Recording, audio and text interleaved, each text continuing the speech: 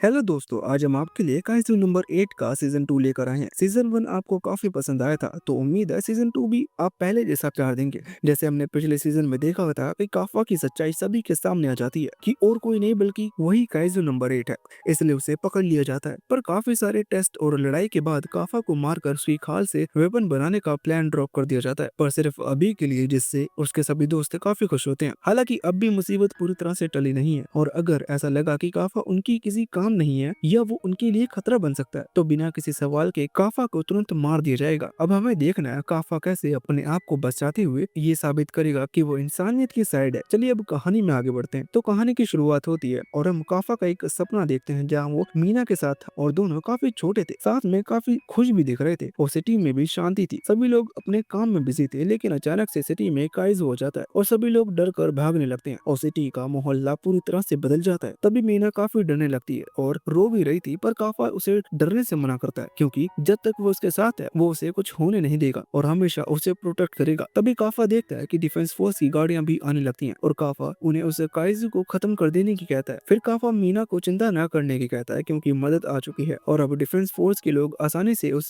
काइज़ू को मार देंगे। लेकिन तभी एक बिल्डिंग टूटकर काफा के पास गिर जाती है और काफा मीना को आवाज लगाने लगता है क्योंकि वो उसे कहीं दिख नहीं रही थी। काफा को मीना की चिंता भी होने लगती है। बिल्डिंग के गिर जाने की वजह से हर जगह काफी धुआं धुआं हो गया था और काफा को कुछ नजर नहीं आ रहा था। धुआं हटता है और काफा देखता है डिफेंस फोर्स के सभी लोग ने उसके ऊपर गन तान रखी थी और उसके किलिंग ड्यूटी वाले लोग भी वहाँ खड़े हुए थे, पर सभी के चेहरे पर सिर्फ डर और निराशा दिख रही थी, जैसे वो सभी काफा से दूर जाना चाहते हो। तभी काफा की नजर बिल्डिंग के ऊपर जाती है जहाँ मीना उस पर अटैक करने के लिए तैयार खड़ी थी। काफा को समझ में नहीं आ रहा था कि ये सब हो क्या रहा है, क्योंकि अभी तो वो मीना के साथ था और अचानक से सब इतना कैसे बदल गया और वो लोग उससे ऐसे क्यों डर रहे हैं जैसे वो कोई काइज़ू हो। तभी मीना काफा को काइज़ू नंबर 8 के नाम से बुलाती है और सभी लोग उस पर अटैक करने लगते हैं। काइज़ू नंबर 8 भी थोड़ी देर शांत रहता है और फिर वो भी अटैक करने लगता है।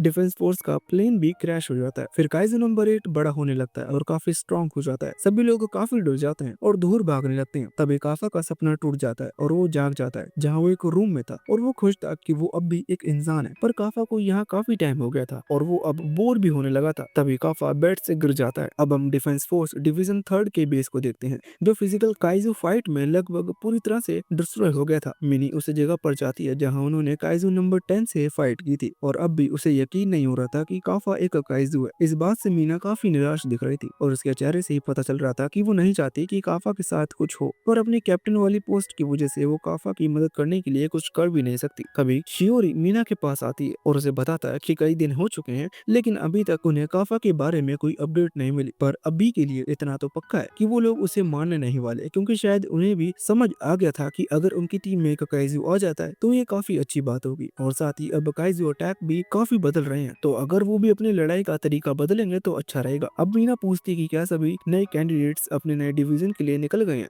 श्योरी बताता है अब तक सभी अपने नए डिवीजन में पहुंचने वाले होंगे। जैसा हमें पता है कि सभी नए कैंडिडेट्स को अलग अलग डिवीजन में भेज दिया गया है क्योंकि उनके डिवीजन 3 की हालत अभी ऐसी नहीं है कि कोई उसमें रह सके या कुछ सीख सके। फिलहाल काइज़ू अटैक को देखते हुए कैंडिडेट्स की ट्रेनिंग रोकना बिल्कुल सही नहीं होगा, क्योंकि काइज़ू अटैक पहले से काफी ज्यादा हो चुके हैं और उन्हें जितनी मदद मिले उतना ही अच्छा होगा। इसलिए चाहे उन्हें दूसरे डिवीजन में ही भेजना पड़े, उनकी ट्रेनिंग चलती रहनी चाहिए। जिसके बाद हम इहारू को देखते हैं जो रैनो के साथ था क्योंकि वो सेम डिवीजन में जाने वाले हैं। इहारू को अपने नए डिवीजन की लोकेशन काफी अच्छी लगती है, इसलिए वो हर जगह की फोटो लेने लगता है, पर रैनो ज्यादा खुश नहीं दिख रहा था क्योंकि उसे अब भी काफा की चिंता हो रही थी। रैनो को समझ में नहीं आ रहा था कि अब वो लोग काफा के साथ क्या करेंगे और उसे इस बात की भी चिंता थी कि काफा अकेले कोई ऐसी गलती ना कर बैठे जिससे बात उसकी जान पर आ जाए, क्योंकि काफा हमेशा ही अपने बेकार की हरकतों की वजह से मुश्किल में आ जाता है। इसी बात की रैनो को सबसे ज्यादा चिंता थी। इहारू रैनो को उसकी फोटो खींचने की कहता है। रैनो मना तो नहीं करता, पर इहारू समझ जाता है कि रैनो बिल्कुल ठीक नहीं है। अब रैनो और इहारू साथ बैठ जाते हैं और इहारू रैनो से बात करता है। तभी रैनो इहारू को बताता है कि जब काफा पहली बार काइज़ू में ट्रांसफर हुआ था तब उसने रैनो से पूछा था कि अब उसके साथ क्या होगा और क्या वो डिफेंस फोर्स में ज्वाइन नहीं हो पाएगा, और उस टाइम काफा का चेहरा काइज़ू में बदला हुआ था। काइज़ू में बदलने के बाद भी काफा को उससे ज्यादा चिंता इस बात की हो रही थी कि वो डिफेंस फोर्स ज्वाइन कर पाएगा या नहीं। ये सुनकर इहारू हंसने लगता है और कहता है काफा हमेशा इसी तरह का इंसान रहा है। अब रैनो कहता है काफा जरूर वापस आएगा चाहे कुछ भी हो जाए, जिस पर यारू कहता है कि उसे भी इंतजार है काफा के वापस आने का। अब यारू और रेनो अपने नए 4th डिवीजन में पहुंच चुके थे और रेनो मन में सोचता है कि अब वो स्ट्रॉन्ग बनकर दिखाएगा और अब की बार वो काफा को बचाएगा, क्योंकि हमेशा से वो कमजोर रहा है, जिसकी वजह से काफा को ना चाहते हुए भी ट्रांसफॉर्म होना पड़ा और काफा के ट्रांसफॉर्म होने की वजह से आज वो कहाँ पहुंच चुके हैं। हालांकि रेनो को भी पता है इसमें काफा की भी कोई गलती नहीं है, क्योंकि हालात ही ऐसे है कि काफा को अपनी पावर का यूज करना पड़ता है, क्योंकि वो अपने सामने किसी को मरता हुआ नहीं देख सकता। यही बात उसे दूसरों से अलग बनाती है, क्योंकि वो काफी ज्यादा काइंडेड और साफ दिल का इंसान है। ये चीज आजकल हर इंसान में नहीं देखी जाती और इसीलिए रेनो काफा की इतनी इज्जत करता है। अब हम शिनोमिया को देखते हैं जो अपने फादर और काफा की लड़ाई के बारे में सोच रही थी और याद करती है कैसे काफा आउट ऑफ कंट्रोल हो गया था, इसीलिए वो भी पहले से ज्यादा स्ट्रांग होने का तय करती है, जिससे जब भी उसे काफा को रोकने की जरूरत पड़े वो उसे रोक पाए, क्योंकि जब काफा उसके फादर से फाइट कर रहा था तब वो काफी ज्यादा स्ट्रांग हो गया था और अगर शिनोमिया बीच में जाने की कोशिश भी करती तो वो तुरंत ही मारी जाती और कुछ कर भी नहीं पाती। लेकिन अब शिनोमिया अपने आप से वादा करती है कि अगली बार अगर ऐसी कोई सिचुएशन आती है तो वो हाथ पर हाथ रख के नहीं बैठेगी और काफा की मदद करेगी।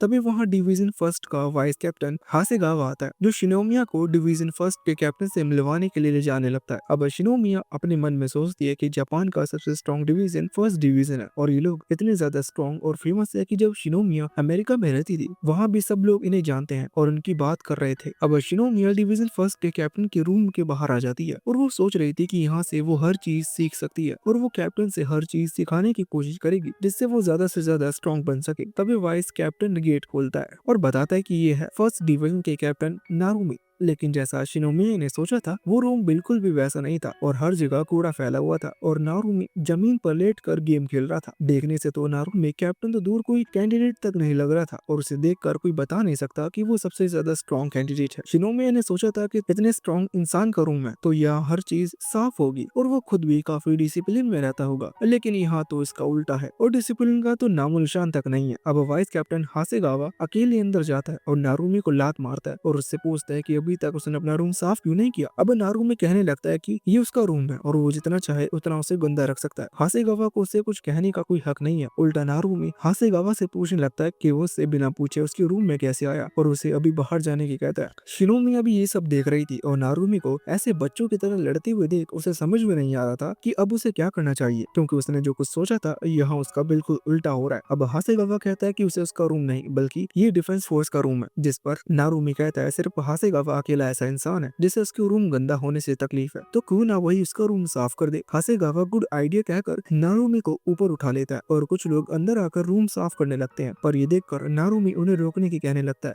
और नारुमी और रूम को खुद साफ करने की कहता है, क्योंकि वो उसकी हर चीज कूड़े की तरह अपने साथ ले जा रहे थे और वो चीजें नारुमी के लिए किसी खजाने से कम नहीं थी। नारुमी हासेगावा के सामने रोने भी लगता है, पर हासेगावा नहीं रुकता और ना ही उन लोगों को रोकता। ये देखकर नारुमी काफी निराश हो जाता है। अब हासेगावा नारुमी को शिनोमिया के सामने ले जाता है और शिनोमिया सोच रही थी कि उसके मन में नारुमी के लिए जितनी भी इज्जत थी वो एक साथ खत्म हो चुकी है, पर नारुमी शिनोमिया का सीनियर है इसलिए वो इज्जत से नारुमी को सल्यूट करती है और अपना नाम बताती है। अब नारुमी शिनोमिया से कहती है कि उसे ये सब फॉर्मेलिटी करने की जरूरत नहीं, उसे बस उससे एक चीज चाहिए और अगर उसे यहाँ अपनी जगह बनानी है तो वो चीज देनी होगी, क्योंकि बाकी किसी से भी उसे मतलब नहीं है। लेकिन अगर शिनोमिया वो एक चीज नहीं दे सकती तो शिनोमिया को यहाँ से रहने का कोई हक नहीं है। शिनोमिया पूछती है वो चीज क्या है, तभी काइजू अटैक होता है जिसकी वजह से अलार्म बजने लगते हैं। नारुमी खड़ा होता है और कहता है बिल्कुल परफेक्ट टाइमिंग है, वो शिनोमिया को दिखा सकता है क्योंकि बताने से ज्यादा आसान उसके लिए दिखाना है। अब हम देखते हैं काइजू अटैक के बारे में पता चलते ही डिफेंस फोर्स के सोल्जर्स ट्रक और टैंक लेके निकल जाते हैं और सभी लोगों को सभी सेफ जगह ले जाने का काम शुरू कर देते हैं। हम देखते हैं जो काइजू आया था वो काफी ज्यादा बड़ा था और वह समुद्र के अंदर था और सीधा सिटी की तरफ जा रहा था। तभी सारे टैंक अपनी जगह पर पहुंच जाते हैं और अटैक करना शुरू भी कर देते हैं, जिससे वो सभी काइजू का रास्ता बदल देते हैं और वो सिटी की तरफ नहीं जाते, जिससे सिटी को कम से कम नुकसान हो। सभी के अटैक्स काफी ज्यादा कोऑर्डिनेटेड थे और उन्हें देखने से ही पता चल रहा था कि उन सभी ने जितनी ज्यादा मेहनत की है क्योंकि कोई भी इतनी आसानी से ऐसी चीज नहीं सीख सकता। हर एक सोल्जर्स के अटैक भी काफी स्ट्रॉन्ग थे, जिससे पता चल रहा था कि उन्हें जापान की सबसे स्ट्रॉन्ग डिफेंस फोर्स क्यों कहा जाता है। पर वो काइजू पानी के अंदर चलता जाता है और एक काफी बड़ा ब्रिज भी तोड़ देता है। काइजू अब भी दूसरी तरफ सिटी की तरफ ही जा रहा था, तो नाओमी अपनी टीम के लोगों को काइजू पर अटैक करने का कहती है, जिससे वो दूसरी तरफ सिटी में ना आ पाए। सभी ऐसा ही करते हैं और काइजू पर वापस से अटैक करने लगते हैं, जिससे वो काइजू को स्लो कर देते हैं। ये सब देखकर शिनोमी काफी हैरान दिख रही थी, क्योंकि उन्होंने एक कैंडिडेट अटैक की मदद से काइजू मूवमेंट पर पूरी तरह से कंट्रोल कर लिया है, जबकि वो काइजू भी काफी स्ट्रॉन्ग लग रहा है। और ऐसे काइजू को इतनी आसानी से पूरी तरह से कंट्रोल कर लेना कोई आसान काम नहीं है,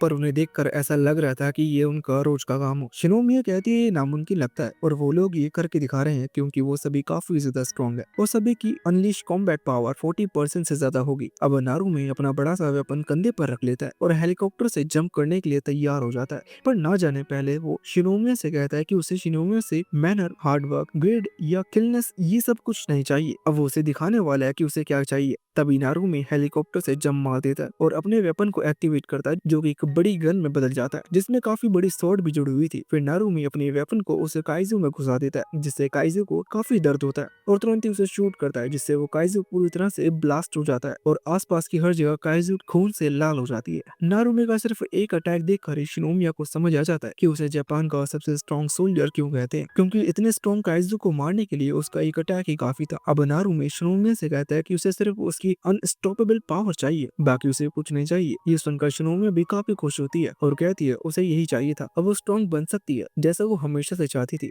लड़ाई के बाद नारुमे सोशल मीडिया देख रहा था, जहाँ हर जगह सिर्फ मीना की बात हो रही थी और जिस काइजू को नारुमे ने मारा था उसके बारे में छोटा सा साइड में लिखा था, जिसकी वजह से नारुमे गुस्सा करने लगता है, क्योंकि ऐसा लग रहा था जैसे उसे काइजू को मीना ने मारा है। नारुमे इसकी शिकायत शिनोमिया से करने लगता है कि मीना चाहे जो करे उसे पूरा क्रेडिट मिलता है, पर नारुमे हमेशा यहाँ अकेला रह जाता है और उसके बारे में कोई सोचता नहीं और न ही उसके बारे में इतनी ज्यादा बात होती है। हर कोई मीना का ही फैन है। नारुमे को समझ में नहीं आ रहा था कि मीना में ऐसी क्या खास बात है जो हर कोई उसे इतना ज्यादा पसंद करता है, और सोशल मीडिया पर भी हमेशा मीना की तारीफ चल रही होती है। शिनोमिया को यकीन नहीं हो रहा था कि जापान का सबसे स्ट्रॉन्ग सोल्जर सिर्फ एक सोल्जर मीडिया की वजह से परेशान हो रहा है। शिनोमिया याद करती कि मीना को तो सोशल मीडिया से फर्क नहीं पड़ता था कि वहाँ उसकी तारीफ हो रही है या बुराई, और यहाँ नारुमे इतना परेशान हो रहा है। काफी देर से नारुमे का फोन बज रहा था, तो शिनोमिया नारुमे का फोन उठाने की कहती है, क्योंकि कोई जरूरी काम भी हो सकता है। वैसे भी नारुमे फर्स्ट डिवीजन का कैप्टन है, तो उसकी जरूरत लोगों को हमेशा पड़ती रहती होगी और उससे बिना पूछे कोई बड़ा फैसला नहीं लिया जाता होगा। शिनोमिया को पता है कैप्टन की जरूरत सिर्फ बैटलफील्ड में नहीं होती, बाकी भी कई जगह होती है, पर नारुमे कहता है ये जगह हासेगावा का कोई बेकार मीटिंग के लिए कॉल आ रहा होगा, जिसमें नारुमे जानना नहीं चाहता, इसलिए वो फोन को इग्नोर कर रहा है। नारुमे के हिसाब से ये सभी मीटिंग बिल्कुल बेकार होती है। नारुमे कहता है वो क्यों अपनी शाम खराब करेगा, वो भी उन लोगों की बात सुनने के लिए, वो भी ऐसी बात है जो किसी काम की नहीं है। तभी हासेगावा वहाँ आता है और नारुमे को लात मारकर गिरा देता है और कहता है क्योंकि ये भी उसकी जॉब का हिस्सा है और नारुमे का काम सिर्फ काइजू को मारना नहीं है, उसे बाकी हर चीज का भी ध्यान देना होगा और जहाँ भी उसकी जरूरत होगी वहाँ नारुमे को होना पड़ेगा। अब हासेगावा नारुमे को घसीटते हुए ले जाने लगता है और नारुमे पूछ रहा था कि क्या ये मीटिंग इतनी भी जरूरी है जो वो उसे इतनी बुरी तरह से लेके जा रहा है। हासेगावा बताता है ये मीटिंग बहुत जरूरी है क्योंकि ये काइजू नंबर 8 के बारे में है। ये सुनकर नारुमे और शिनोमिया दोनों सीरियस हो जाते हैं, क्योंकि नारुमे ने भी काइजू नंबर 8 के बारे में काफी सुन लिया है और वह खुद उसे देखना भी चाहता है। वैसे भी डिवीजन जनरल इसायो ने बुलाया है तो नारुमे को जाना पड़ेगा ही, उसके पास कोई दूसरा रास्ता नहीं है। अब हम काफा को देखते हैं जो पुशअप्स करते हुए सोच रहा था कि वो यहाँ 5 दिन से है और उसने कुछ नहीं किया, ना उन्होंने उससे कुछ कहा। काफा याद करता है शिनोमिया के फादर ने उससे कहा था कि वो लोग उसे तभी जिंदा छोड़ेंगे तब वो साबित करके दिखाएगा, जब वो साबित करके दिखाएगा कि वो जिंदा उनके ज्यादा काम आ सकता है, वरना उन्हें यकीन हो जाएगा कि काफा को जिंदा रखने से कोई फायदा नहीं। अगर वो उसे मार कर उसका वेपन बना देते हैं तो वो उनके ज्यादा काम आएगा। काफा सोचता है वो जरूर साबित करके दिखाएगा, लेकिन उसे सिर्फ एक मौका चाहिए। तभी गेट खुलता है और कुछ गार्ड्स काफा को उनके साथ चलने के कहते हैं।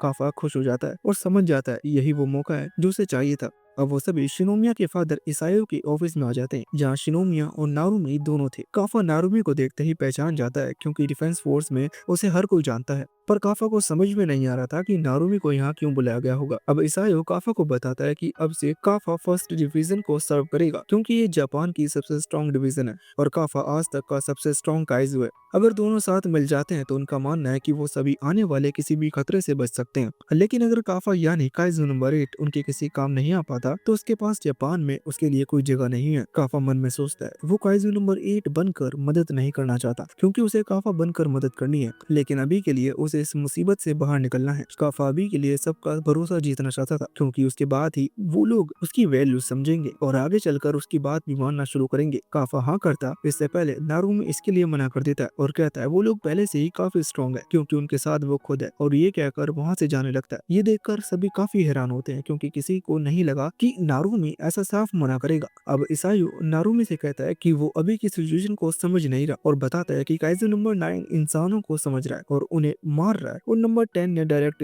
डिफेंस फोर्स के हेडक्वार्टर पर अटैक किया। टाइम के साथ काइजू बदल रहे हैं, जिससे पता चल रहा है कि काइजू भी अब पहले की तरह बिना दिमाग के नहीं है। इसायो कहता है कोई गिन भी नहीं सकता, वो लोग इतने काइजू से लड़ चुके हैं और हर रोज वो अपनी ताकत दिखाते हैं और स्ट्रॉन्ग बन रहे हैं। पर बुरी बात यह है कि काइजू भी पीछे नहीं है और वो भी टाइम के साथ स्ट्रॉन्ग बन रहे हैं, इसलिए उन्हें भी समझना चाहिए कि अलग तरह से भी फाइट करनी चाहिए, क्योंकि अगर उनके पास काइजू से लड़ने के लिए काइजू पावर होगी तो ये काफी नया होगा और हो सकता है आगे चलकर ये तरीका उनके काफी काम आए। अब इसायो नारुमी से कहता है कि उसने कहा वो अकेले किसी भी काइजू से फाइट कर सकता है, पर ऐसा नहीं है, क्योंकि किसी को नहीं पता अगला आने वाला काइजू कितना स्ट्रॉन्ग होगा। अब नारुमी इसायो से कहता है वो समझ रहा है कि वो क्या कहना चाहते हैं, पर उसके पास भी एक आइडिया है, क्यों ना वो काइजू नंबर 8 को मार दे और उसकी स्किन से उसके लिए नया वेपन बनाए, जिससे वो और ज्यादा स्ट्रॉन्ग बन जाएगा और कितने भी स्ट्रॉन्ग काइजू आ जाए वो उसे हरा देगा। इसाया कुछ कहता है इससे पहले काफा कहता है वो अभी मर नहीं सकता, उसके पास दोस्त और साथी हैं, वो भी उस पर यकीन करते हैं और उसने एक प्रॉमिस भी किया है, चाहे कुछ भी हो जाए उसे वो प्रॉमिस पूरा करना होगा। और जो प्रॉमिस हम सभी को पता है कि काफा को मीना के साथ मिलकर काइजू से फाइट करनी है और हर जगह उसकी मदद करनी है, इसलिए अभी काफा मर नहीं सकता। वो नारुमी को सैल्यूट करते हुए कहता है कि वो तैयार है हर फाइट और पड़ाव के लिए, चाहे उसके सामने कोई भी मुश्किल आ जाए वो उसे पार करके दिखाएगा। काफा की इतनी सारी बातें सुनकर नारुमी मान जाता है और हाँ कहता है और कहता है उसे उसके प्रॉमिस या किसी भी चीज से कोई फर्क नहीं पड़ता, उसे चाहिए तो सिर्फ पावर और रिजल्ट। साथ ही नारुमी कहता है अगर कभी भी काफा कंट्रोल से बाहर गया तो वो प्रॉमिस करता है कि वो खुद काफा को मार देगा और उसकी स्किन से अपने लिए नया वेपन बनाएगा। जिसके बाद हम देखते हैं शियोरो मीना को बताता है कि सभी सोल्जर्स अपने नए डिवीजन पर पहुंच गए हैं, जिसमें काफा भी शामिल है। मीना कहती है ये तो काफी अच्छी बात है, इसका मतलब उन्हें भी अपने काम पर लौट जाना चाहिए। मीना शियोरो को उसके साथ चलने की कहती है, क्योंकि अब वो ट्रेनिंग करने जा रहे हैं। मीना को भी अब पहले से ज्यादा स्ट्रॉन्ग बनना है, क्योंकि जब काइजू नंबर 10 ब्लास्ट होने वाला था वो उसे रोकने के लिए कुछ कर नहीं पा रही थी। अगर काफा वहाँ नहीं होता तो अब तक वो मर चुकी होती। आखिर में हम इसायो को देखते हैं जो काफी अंडरग्राउंड जाता है और कई सारे साइंटिस्ट के पास पहुंच जाता है जो कि किसी पर एक्सपेरिमेंट कर रहे थे, जो अभी हमें दिखाए नहीं जाते पर आगे जरूर दिखाए जाएंगे।